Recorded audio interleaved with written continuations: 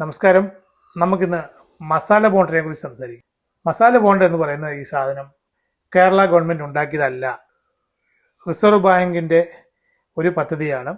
ഇന്ത്യയിലെ കോർപ്പറേറ്റുകൾക്ക്, പ്രൈവറ്റ് ആയിക്കോട്ടെ, government supported ആയിക്കോട്ടെ, അതല്ലെങ്കിൽ സ്റ്റേറ്റ് ഗവൺമെന്റുകളായിക്കോട്ടെ, ഇവർക്ക് ആർക്ക് വേണമെങ്കിലും ഈ ബോണ്ടിനെ ലോഞ്ച് ചെയ്ത് ഇത് പ്രൈവറ്റ് സെഗ്മെന്റിൽ ഇന്ത്യക്ക് പുറത്ത് ധനം സമാഹരിക്കും.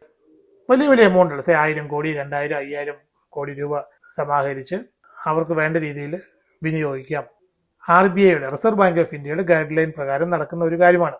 ഐസക് തോമസ് സാർ മന്ത്രിയായിരുന്നപ്പോൾ ഇങ്ങനെ ഈ മസാല ബോണ്ട്, ആദ്യത്തെ സ്റ്റേറ്റ് ഗവൺമെന്റാണ് ഇങ്ങനെ ഒരു പരിപാടിക്ക് പോയത്. മുമ്പോട്ട് ഇവര് ബ്രിട്ടീഷ് സ്റ്റോക്ക് എക്സ്ചേഞ്ചിൽ ഇത് ലിസ്റ്റ് ചെയ്ത് അതിനുള്ള വേണ്ട കസ്റ്റമേഴ്സിനെ കണ്ടെത്തി 2150 2150 ക്രോസ് കളക്ട് ചെയ്തു. അവരെ സംബന്ധിച്ചിടത്തോളം അത് സക്സസ്ഫുൾ ആയിരുന്നു. ഈ പൈസ എന്തിനു വേണ്ടി ഉപയോഗിച്ചു? ഇത് ഇൻഫ്രാസ്ട്രക്ചർ ഡെവലപ്മെന്റിന് വേണ്ടിയിട്ട് കിഫ്ബി, KIIFB പുതിയ പ്രോജക്റ്റ് ചെയ്യുമ്പോൾ അതിൽ നിന്ന് കേരളത്തിലെ ടൂറിസം വികസിക്കും, അല്ലെങ്കിൽ ട്രാൻസ്പോർട്ടേഷൻ നന്നായിട്ട് പോവും. അങ്ങനെ കുറെ ഇൻകം ഒക്കെ, ബിസിനസ് വർദ്ധിക്കുന്നതുകൊണ്ട് കേരള ഗവൺമെന്റിന് ടാക്സേഷൻ വഴിയുള്ള ഇൻകം കൂടും. ഇങ്ങനെയുള്ള കാര്യങ്ങളൊക്കെ മനസ്സിൽ കരുതിക്കൊണ്ടുള്ള പ്രപ്പോസലാണിത്. പക്ഷേ ഇതിനകത്ത് ഉണ്ടായ ദോഷം എന്താണെന്ന് വെച്ചാൽ, ക്രിറ്റിസിസം വരാനുള്ള കാരണങ്ങൾ, ഒന്ന് 9.73% ഇൻട്രസ്റ്റ് കൊടുക്കാമെന്ന് പറഞ്ഞതല്ല, ആ ഡോക്യുമെന്റിലുണ്ട്. അത് ഒരു വലിയൊരു ഇൻട്രസ്റ്റ് റേറ്റ് ആണ്. കാരണം അതേ സമയത്ത് മറ്റുള്ള കോർപ്പറേറ്റുകൾ, HDFC bank, yes bank, NHAI, ഇവരൊക്കെ 7.5, 8%, 8% താഴെ റേറ്റിലാണ് അവരുടെ ബോണ്ടുകൾ ഇറക്കിയത്. ഇതിനെ ചൊല്ലി അന്നത്തെ പ്രതിപക്ഷ നേതാവ് പ്രസ്താവനകൾ ഇറക്കിയിരുന്നു. ഗവൺമെന്റിന്റെ ഭാഗത്തുനിന്ന് അതിന്റെ ന്യായീകരണങ്ങൾ ഉണ്ടായിരുന്നു. ഇതുപോലത്തെ ബോണ്ടുകൾ എന്ന് പറയുന്നത് ഗവൺമെന്റുകൾക്ക് ആവശ്യമുള്ളതാണ്. എല്ലാം ഒന്നും ബജറ്റിൽ ഉൾപ്പെടുത്തിയിരിക്കുന്ന എമൗണ്ട് കൊണ്ട് കാര്യങ്ങൾ നടത്തിയെടുക്കാൻ പറ്റില്ല. അതുകൊണ്ട് പ്രതിപക്ഷം കൂടുതൽ ബഹളമൊന്നും ഉണ്ടാക്കാൻ പോയില്ല. പിന്നെ ഇപ്പൊ എന്താ പ്രശ്നം?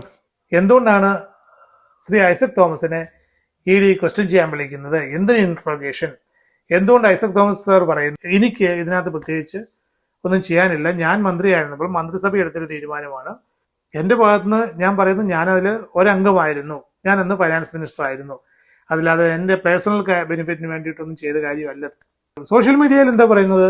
ഐസക് തോമസ് കൈ ഒഴിയാൻ ശ്രമിക്കുന്നു, പിണറായിയെ പൂട്ടാൻ ശ്രമിക്കുന്നു.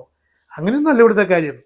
അദ്ദേഹം പറഞ്ഞ് എന്നെ പേഴ്സണലായിട്ട് ഹരാസ് ചെയ്യരുത്, എന്റെ ഫാമിലി മെമ്പേഴ്സിന്റെ അക്കൗണ്ട് കാണിക്കാൻ പറയുന്നു, അല്ലെ അവർക്ക് എന്ത് ബിസിനസ്സാണെന്ന് ചോദിക്കുന്നു. ഇത് ശരിയായിട്ടുള്ള നടപടിയല്ല എന്നാണ് അദ്ദേഹത്തിന്റെ പരാതി. അതും ന്യായമായിട്ടുള്ളൊരു കാര്യമാണ്. പിന്നെ എന്താ വീണ്ടും ചോദിക്കുന്നത്, എന്താണ് പ്രശ്നം? നമ്മളെന്തായാലും മനസ്സിലാക്കേണ്ടത്, ഇത് റിസർവ് ബാങ്കിന്റെ ഗൈഡ് ലൈൻ പ്രകാരം ചെയ്തതാണ്. ഈ മസാല ബോണ്ട് കിഫ്ബി ഇറക്കിയപ്പോൾ അതിനുവേണ്ട കംപ്ലീറ്റ് ഡോക്യുമെന്റ്സും റിസർവ് ബാങ്കിലും സെബിയിലും അവിടുന്ന് അപ്രൂവ് മേടിച്ച ഒരു ബ്രിട്ടീഷ് സ്റ്റോക്ക് എക്സ്ചേഞ്ചിൽ ലിസ്റ്റ് ചെയ്തൊരു സാധനമാണ്. അതുകൊണ്ട് അവിടെ അതിനകത്ത് ഇല്ലീഗലായിട്ടൊന്നും ചെയ്തിട്ടില്ല. ഇപ്പം ED എൻഫോഴ്സ്മെന്റ് ഡയറക്ടറേറ്റ് ഇതാ വന്നിരിക്കുന്നു. ഒന്നാമത്തെ അവരുടെ ക്ലെയിം, ഇത് ഇല്ലീഗലാണ്. രണ്ടാമത് അവർ പറയുന്നത് C&AG, controller and auditor general, ഇവരുടെ റിപ്പോർട്ട് പ്രകാരം മണി പ്രോപ്പറായിട്ട് യൂസ് ചെയ്തിട്ടില്ല. അപ്പം ഗവൺമെന്റ് പറയുന്ന അല്ല, ഞങ്ങളത് വേണ്ട രീതിയിൽ തന്നെയാണ് ഉപയോഗിച്ചിരിക്കുന്നത്. അപ്പൊ ഇത് ഇത്ര ഒരു ഇഷ്യൂ ആകാനുള്ളൊരു കാരണം, ഏപ്രിൽ മെയ് മാസങ്ങളിൽ പാർലമെന്റ് ഇലക്ഷൻ വരുന്നു. തീർച്ചയായിട്ടും കേന്ദ്ര ഗവൺമെന്റിന്, പ്രൈം മിനിസ്റ്റർ മോഡിക്ക് അല്ലെങ്കിൽ BJPക്ക് LDFന്റെ കുറെ വോട്ട് വലിച്ച് അവരുടെ ഭാഗത്തേക്ക് ചേർക്കണമെന്ന് ആഗ്രഹം ഉണ്ടാവും. അല്ലെങ്കിൽ പിന്നെ ഇപ്പൊ ഇത്ര ധൃതി വെച്ചിട്ട് ഈ വരുന്ന 2 മാസം കൊണ്ട് തന്നെ ഇതിന്റെ അന്വേഷണം നടത്തി അതിന്റെ തെളിവുകൾ പുറത്തു കൊണ്ടുവരണം എന്ന് എത്ര നിർബന്ധം എന്താ അവർക്ക്? കഴിഞ്ഞ 2 വർഷമായിട്ടില്ലാത്ത ആ ഒരു ഇൻതൂസിയാസം അതിപ്പോ എന്താ? മീഡിയയിൽ നിന്ന് ഞാൻ വായിച്ചറിഞ്ഞൊരു കാര്യമുണ്ട്. കേരളത്തിലെ ഈ കിഫ്ബിക്ക് കൊടുത്ത, അല്ലെ കിഫ്ബിയിൽ നിന്ന് മസാല ബോണ്ട് വാങ്ങിച്ച കമ്പനി, കേരള മുഖ്യമന്ത്രി ശ്രീ പിണറായി വിജയൻ, പണ്ടത്തെ ലാവ്ലിൻ കേസ്, ഈ ലാവ്ലിൻ ഇപ്പം ബോണ്ട് വാങ്ങിച്ച കമ്പനിയിൽ ഇൻവെസ്റ്റ്മെന്റ് ഉണ്ട്, അല്ലെ പാർട്ട്ണർഷിപ്പ് ഉണ്ട്.